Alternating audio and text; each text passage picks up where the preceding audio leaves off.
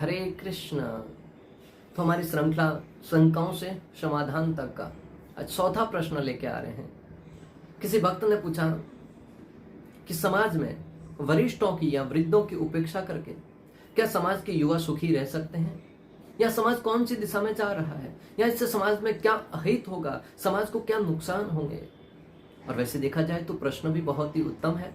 आज हम देख रहे हैं समाज में वरिष्ठों की उपेक्षा की जा रही है।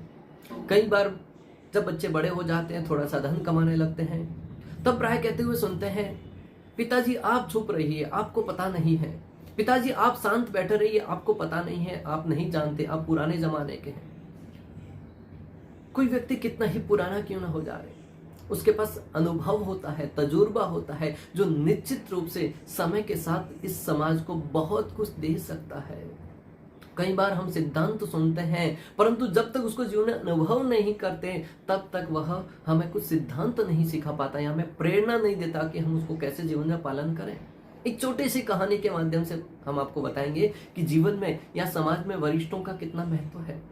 एक समय की बात, एक वृद्ध व्यक्ति अपनी यात्रा प्रारंभ कर रहे हुए ट्रेन में जाकर बैठ गए। ट्रेन में बैठे थे, पूरा डिब्बा खाली था, एकमात्र वह वरिष्ठ व्यक्ति उस ट्रेन के डिब्बे में थे। अगले स्टेशन पर जैसे ही ट्रेन रुकी, कुछ युवा लोग एकाएक से उस ट्रेन के उस खाली डिब्बे में प्रवेश करते हैं, लगभग 10-15 लोग। और युवाओं के अंदर कुछ तूफानी करने के लिए, कुछ रोमांचित करने के लिए हमेशा उत्कंठा बनी रहती है। तो उनके मन में विचार आया कि चलो ट्रेन की चैन खींचते हैं। अभी क्यों खींचनी है, कोई उद्देश्य नहीं, मात्र और मात्र मनोरंजन करना है। तब किसी ने कहा कि अगर हमने चैन खींची तो टीसी आएगा, फाइन मारेगा। तो सबने कहा चलो हम सब मिलकर 200-200 रुपए एकत्रित करते हैं। 15 लोग थे, 200-200 रुपए एकत्रित करते, 3000 रुपए हमारे पास हो जाएगा, और फाइन उतने में तो हम भर ही देंगे। सबने मिलकर 200-200 रुपए एकत्रित किया। 3000 रुपए एक व्यक्ति के पास रखा कि आप अपने जेब में रखिए, जब फाइन भरने का समय आएगा आप भर देना। एक व्यक्ति ने जाकर चैन खींचा, ट्रेन समय के साथ रुक गई। एकाएक वहां से एक व्यक्ति आया और पूछा कि ट्रेन की चैन किसने खींची। तब उस युवाओं की नजर उस समय उस वृद्ध व्यक्ति के ऊपर गई, और उन्होंने एकाएक सारे के सारे जो गलत कार्य किया था, चैन खींची तो उसका आरोप है वो उस वृद्ध व्यक्ति पर मंड दिया कि इस वृद्ध व्यक्ति ने चैन खींची है। अभी वो वृद्ध व्यक्ति एक अकेला, उधर 15 लोग, कौन उसकी सफाई दे, कौन उसकी गवाही दे, और उसकी बात मानेगा कौन। तो उस वृद्ध व्यक्ति के मन में विचार आया कि आज तो फंस गए। वो गिड़गिड़ाता है कि भाई ऐसा क्यों कह रहे हो आप। जब किसी ने जोर देकर उस वृद्ध व्यक्ति से कहा कि क्या चैन तुमने ही खींची है, तब वह कहता है कि हाँ साहब मैंने ही खींची है।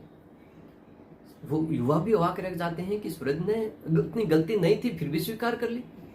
फिर उस टीसी ने पूछा कि तुमने ऐसा कार्य क्यों किया। तो उस वृद्ध व्यक्ति ने कहा, मैं अकेला असहाय बैठा था, इन युवाओं ने मेरा बटुए में जो धन था 3000 रुपया, वो धन भी उन्होंने ले लिया और मुझे मार रहे थे, इसलिए मैंने चैन खींची। उस टीसी ने कहा, क्या ये सत्य है? उस युवाओं ने कहा, नहीं ये गलत कह रहा है। वो वृद्ध व्यक्ति कहता है, अगर आपको मेरी बात पर विश्वास नहीं है तो उस व्यक्ति के जेब को खंगाल कर देखिए, उसके अंदर 3000 रुपए रखे हुए जो अभी मेरे बटुए से चुरा कर रखे हैं। जो उन्होंने एकत्रित करके 3000 रुपए रखे थे, वो जैसे ही उसने उसको खोला, उसके जेब से 3000 रुपए मिले। उस वृद्ध व्यक्ति को वहां से उन्होंने कहा कि आइए हम आपको सम्मानित रूप से अगले डिब्बे में बिठाते हैं, और उन सभी के सभी लोगों को जेल की ओर लेके जाने लगे। जब उनको लेके जा रहे थे तब खिड़की से देखते हुए वृद्ध व्यक्ति उन युवाओं से कहता है, ये जो दाढ़ी है ना, वो सफेद यूं ही धूप में इस बालों को सेक कर दाढ़ी को सफेद नहीं किया है। मैं आपको जो वक्त बताना चाहता हूं ना, जो 15 लोग जिस मकसद से उस वृद्ध व्यक्ति को सताने के लिए जो हरकत करी, उस वृद्ध व्यक्ति ने अपनी बुद्धि का प्रयोग करते हुए एक ही क्षण में धन भी ले लिया और उनको सजा भी दिला दी। इसलिए आपसे कहता हूं, ये तो मात्र एक दृष्टांत है। हमारे जीवन में हो, हमारे समाज में हो, हमारे परिवार में हो, हर जगह वृद्धों का अनुभव निश्चित रूप से ऐसी एक नहीं अनेक कहानियां मैं आपको बता सकता हूं, जिसके माध्यम से वृद्ध व्यक्तियों का समाज में अनुभव बहुत जगह काम आता है। अतः हमारे घर में जो वृद्ध हैं उनका प्रतिदिन आशीर्वाद लेना चाहिए, उनके मार्गदर्शन में ही कार्य करना चाहिए।